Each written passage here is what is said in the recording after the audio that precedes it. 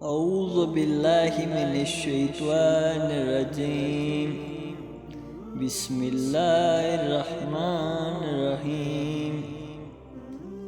السلام علیکم ورحمۃ اللہ وبرکاتہ۔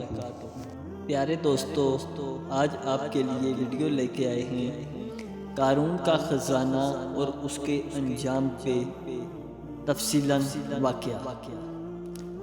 قارون حضرت موسیٰ علیہ السلام کے چچا یسر کا بیٹا تھا۔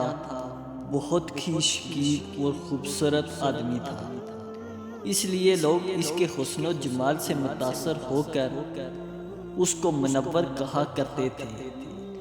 اس کے ساتھ ساتھ اس میں یہ کمال بھی تھا کہ وہ بنی اسرائیل میں تورات کا بہت بڑا عالم اور بہت ہی ملنسار و با اخلاق انسان تھا، اور لوگ اس کا بہت ہی ادب و احترام کرتے تھے۔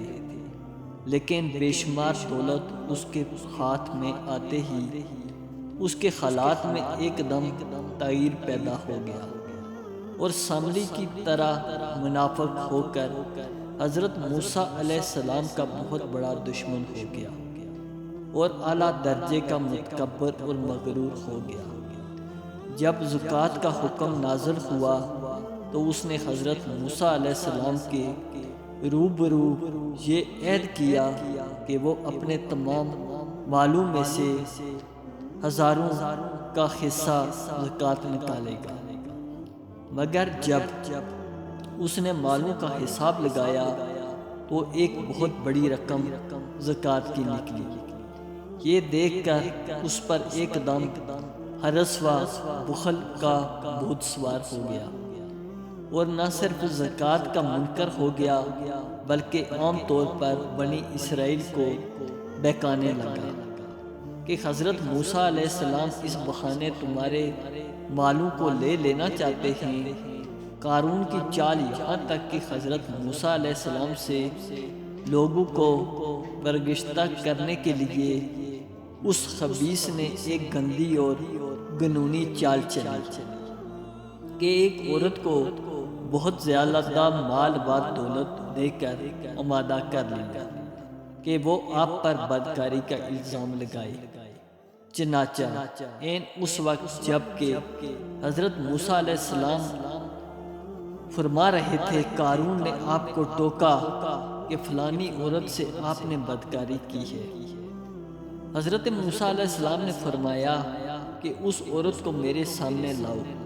چنانچہ وہ عورت بلائی گئی تو حضرت موسیٰ علیہ السلام نے فرمایا کہ اے عورت، اس اللہ کی قسم جس نے بنی اسرائیل کے لیے دریا کو پھاڑ دیا اور عافیت و سلامتی کے ساتھ دریا کے پار کر فرعون سے نجات دی، سچ سچ کہہ دے کہ واقعہ کیا ہے۔ حضرت موسیٰ علیہ السلام کے جلال سے عورت سہم کر کانپنے لگی، اور اس نے مجمع عام میں صاف صاف کہہ دیا کہ اے اللہ عز و جل کے نبی، مجھ کو قارون نے کثیر دولت دے کر آپ پر بہتان لگانے کے لیے آمادہ کیا ہے۔ اس وقت حضرت موسیٰ علیہ السلام ابتدا ہو کر سجدہ شکر میں پڑ گئے، اور باحالت سجدہ آپ نے یہ دعا مانگی کہ یا اللہ قارون پر اپنا قہر و عذاب نازل فرما دے۔ قارون کا انجام۔ پھر آپ نے مجمع سے فرمایا کہ جو قارون کا ساتھی ہو وہ قارون کے ساتھ ٹھہرا رہے، اور جو میرا ساتھی ہو وہ قارون سے جدا ہو جائے۔ چنانچہ 2 حبشیوں کے سوا تمام بنی اسرائیل قارون سے الگ ہو گئے۔ پھر حضرت موسیٰ علیہ السلام نے زمین کو حکم دیا کہ اے زمین، تو اس کو پکڑ لے۔ تو قارون کا ایک دم گھٹنوں تک زمین میں دھس گیا۔ پھر آپ نے دوبارہ زمین سے یہی فرمایا تو وہ کمر تک زمین میں دھس گیا، اور دیکھ کر قارون رونے اور بلبلانے لگا اور قرابت و رشتہ داری کا واسطہ دینے لگا، مگر آپ نے کوئی التفات نہ فرمایا، یہاں تک کہ وہ بالکل زمین میں دھس گیا۔ 2 منوس آدمی جو قارون کے ساتھی ہوئے تھے لوگوں سے کہنے لگے کہ حضرت موسیٰ علیہ السلام نے قارون کو اس لیے دھنسا دیا ہے تاکہ قارون کے مکان اور اس کے خزانوں پر خود قبضہ کر لیں۔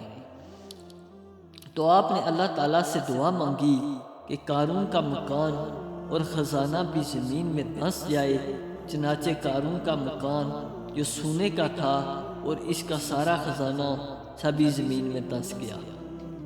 اس کا خزانہ، اس کو قرآن کی زبان سے سنیے۔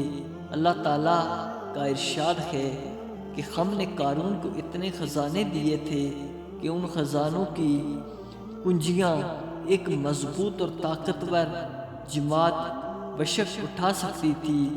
قرآن مجید میں ہے، بے شک قارون حضرت موسیٰ علیہ السلام کی قوم سے تھا، پھر اس نے قوم پر زیادتی کی اور ہم نے اس کو اتنے خزانے دیے جن کی کنجیاں اٹھانا ایک طاقتور جماعت پر باری تھی۔ حضرت موسیٰ علیہ السلام کی نصیحت۔ حضرت موسیٰ علیہ السلام نے قارون کو جو نصیحت فرمائی وہ یہ ہے کہ جس کو قرآن مجید نے بیان فرمایا ہے اسی خیر خواہی والی نصیحت کو سن کر قارون حضرت موسیٰ علیہ السلام کا دشمن ہو گیا۔ غور کیجئے کہ کتنی ملاحظہ اور کس قدر پیاری نصیحت ہے جو حضرت موسیٰ علیہ السلام کے ساتھ ساتھ ساری قوم قارون کو سناتی رہی کہ جب اس کی قوم نے کہا اتراؤ نہیں، بے شک اللہ اترانے والوں کو پسند نہیں کرتا، اور جو مال تجھے اللہ نے دیا ہے اس کے ذریعے آخرت کا گھر طلب کر، اور دنیا سے اپنا حصہ نہ بھول، اور احسان کر جیسا اللہ نے تجھ پر احسان کیا، اور زمین میں فساد نہ کر، بے شک اللہ فسادیوں کو پسند نہیں کرتا۔ قارون کا گھمنڈ۔ قارون نے اپنے مال کے گھمنڈ میں اس ملاحظانہ نصیحت کو ٹھکرا دیا اور خوب بن سنور کر تکبر اور غرور سے اترتا ہوا قوم کے سامنے آیا، اور حضرت موسیٰ علیہ السلام کی بدگوئی اور ایذا رسانی کرنے لگا۔